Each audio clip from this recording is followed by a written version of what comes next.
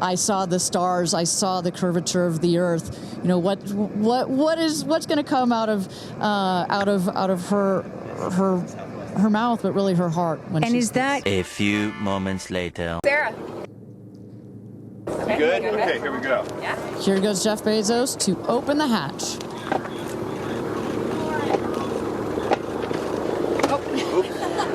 She didn't really close it again. It'd be funny if it weren't so pathetic.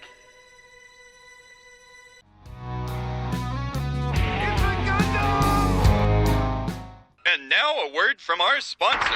Tech rifling through your files like they own the place? Meet Proton Drive, the secure cloud storage that minds its own business. Proton Drive gives you end-to-end zero-access encryption on everything, files, folders, even names. Not even Proton can peek at your stuff.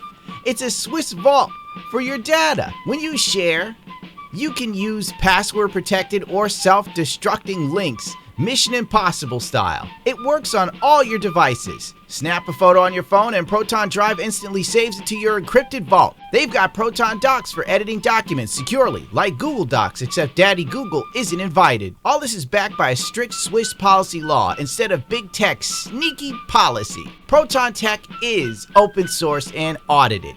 So there's no just trust us nonsense. If you're tired with big tech, Proton Drive has your back. Go to proton.me/Gundo and take back your privacy. Break up with big tech. Proton Drive, your data, your rules. Your research is safe. Or click the link in the description, proton.me/Gundo, and get 7 months for free. My favorite phrase is late stage capitalism because it's a trip, man. A wild head trip that no amount of barbiturates could ever simulate. And maybe I've been doom scrolling for too long. I've hit my killing joke moment. This is fine. Because it's all become incredibly funny to me for some reason. He's losing his mind. And I'm reaping all the benefits. On the 15th of April, a group of rich women took a tourist flight to space. But it was marketed as the first all-female crew to go to space, if you ignore Valentina Vladimirovna. I can't speak this. Anyway, she went up in space and orbited Earth for 3 days straight. Listen, she's no Katy Perry, let's just get that straight right now. And Katy is a pop culture icon with the dance moves that have defined a generation of music. Look at her go. And it's mesmerizingly bad. But anyway, Blue Origin's YouTube page launched a supercut of this whole thing. It had the same energy as Avengers Endgame, you know, when they're all walking together to get into like that time continuum contraption. But, you know, it's a massive LARP where these millionaire women break their arms to pat themselves on the back. Vigorously, I might add. It's not about going to space, it's about what we bring back. An unjustified sense of accomplishment and a Botox-riddled face? Adoration is confirmed. It is my pleasure to tell you, you've passed. Does that make you feel confident? Yes. Does that make you feel good? It makes it start to feel even more real. Well, no. William Shatner did it last year, didn't he? That dude is 2 days older than dirt. Unless they were doing credit checks. Congratulations, you're rich enough to go to space. I took the time to research the cost of flying on Blue Origin. The cost to fly on Blue Origin's new Shepard spacecraft is not publicly listed, but a $150,000 deposit is required to reserve a seat. A seat on the first crew flight was auctioned off for $28 million. The actual cost of the other passengers has ranged from $1 million to $28 million, according to Observer.com. She's wanted to go to space for almost 20 years. She continues, I was investigating all of the possible commercial options. Even when Blue Origin was first talking about commercial travel to space, I was like, sign me up, I'm first in line. $1 million.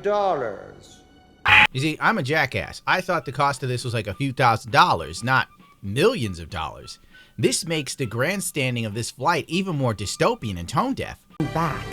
And I get to go with 5 incredible women. I don't know who these women are besides Katy Perry and Jeff Bezos' love doll. A woman with enough Botox in her body for all of Beverly Hills.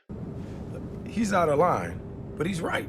The weird thing was, watching this video clip of these rich women in space, they spent a lot of time posing for cameras. It's just like that meme about women and objects. Photographing something you want to show everyone. Males versus females.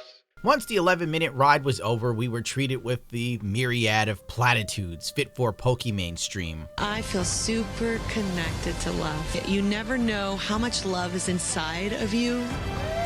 I will never be the same. And there's no boundaries, there's no border, there's just Earth. Now that I've done it, I really do feel I can take on anything. No dream is too wild.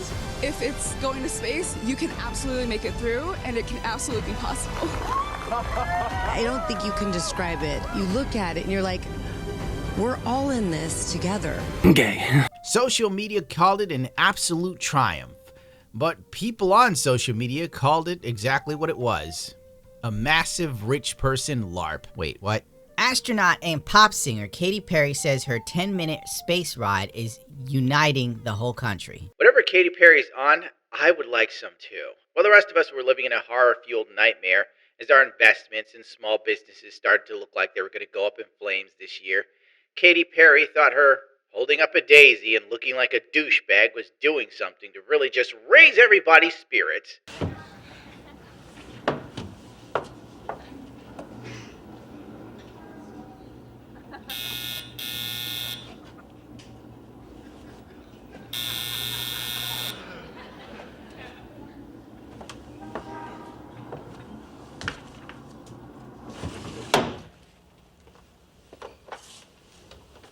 Yes, Denise. Mr. Quigley, Katy Perry's united the whole country by having a play date in space. Oh, good. What justice feels like. I kept my promise. Touchdown. Who is she, and what the hell is she even talking about? A woman, an astronaut, a history maker. This went over so poorly that Katy Perry decided to delete the tweet just hours after posting it, because she's not an astronaut and not really a history maker. Katy Perry is regretting Blue Origin spaceflight after major backlash. That awkward moment when you realize your echo chamber is drowned out by the cacophony of the reality that not everyone wants to huff your farts. Gayle King rushed to make a video to combat the misinformation about the rich women's space joyride. Yeah. Weird. This is what bothers me, because I've certainly read some of the things online, coming from people that I know, that I like, that I consider friends. If celebrities are telling you that this shit is tone deaf, you probably need to heed their advice. Space is not an either or, it's a both and because you do something in space doesn't mean you're taking anything away from Earth. And what you're doing in space is trying to make things better here on Earth. What Blue Origin wants to do is take the waste here and figure out a way to put it in space to make our planet cleaner. The fact she tried to play off this Hugbox flight as something that could help Earth is a level of delusion I didn't even know a woman could reach. This must be how Frieza felt when Goku went Super Saiyan Blue, right? And Frieza was just like, really, dude? Really? Have you been?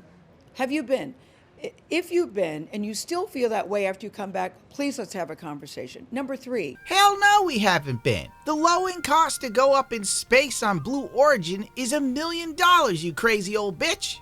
Don't call it a ride. That is not a friggin' ride. Whenever a man goes up, you have never said to an astronaut, boy, what a ride. It is crazy. We say to give a woman power is like to give a gun to a monkey. It was a ride.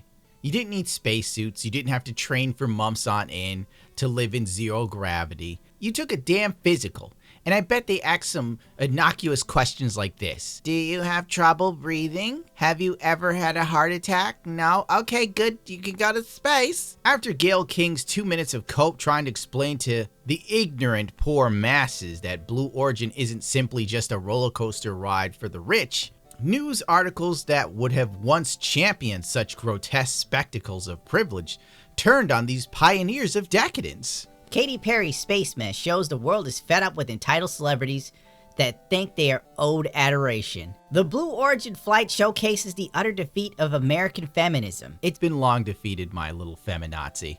Get used to it. This article has some good points, but it goes off the rails with the usual intersectional feminism talking points, so let's just get on with it. There are some spectacles of US decadence and decline that almost seem too on the nose, the sort of orgies of vulgar provocation or fantastic lack of self-awareness that exceeds the limits of parody, so that if they were in a novel, you'd think the writer was laying it on a little thick. Among these is the all-female flight by Blue Origin, the Jeff Bezos-owned rocket tourism company, which on Monday launched a phallical-shaped pod full of women, including the pop star Katy Perry and Bezos' partner, Lauren Sanchez. On a brief trip into space, the flight, which was promoted for months in advance, was touted as a triumph of feminism.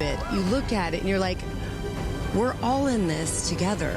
A win for science and an embrace of the kind of expansive, curious human spirit of striving and possibility that once animated both. Instead, the flight served as a kind of perverse funeral for the America that once enabled both scientific advancement and feminist progress. A spectacle that mocked these aspirations by appropriating them for such an indulgent and morally hollow purpose. But the flight in the grim promotional cycle might be most depressing for what it reveals about the utter defeat of American feminism. Sanchez, the organizer of the flight, has touted the all-female crew as a win for women, but she herself is a woman in a deeply anti-feminist model. It is not her rocket company that took her and her friends to the edge of space. It's her male fiancés. And it is no virtue of her character that put her inside the rocket. Not her capacity, not her intelligence, and not her hard work, but merely her relationship with a man. The fact that the rocket itself looks so phallic does not help to lessen the flight's message that the surest way for women to rise themselves in the world is to attach themselves to a man. Well, you know, truth be told, that's kind of the default, my dear. I'm going off on a tangent, but how many women have you come across in this day and age that run businesses that 9 times out of 10 are losing money and they only exist because their husband finances it? Like I said, it goes off the rail. Even the rocket looks phallic. Lady, it's aerodynamics. I'm sure they tried a vagina-shaped ship and it failed miserably. He's sexist. I'd put my money on it right now that a man invented rockets. It's just not in a woman's wheelhouse. Only a man would come up with something that could end his life, but if it works, it will be epic. We're wired that way to take risk. It's just not how women think or work. They won't mess with anything till it's proven to be safe. Then they want to take it over. Thank you for coming to my TED Talks. I'm amazed of his genius. Robert Hutchins, he's born in 1882, died in 1945, is considered the father of modern rocket propulsion. A physicist of great insight, Goddard also had a unique genius for invention. See, like I said, dudes invented rockets. I knew it. The point of this video, I don't know. The only way forward is to be rich, I guess. If you're a chick and you're kind of sucking at life, you better find a man that's got his stuff together or you're screwed.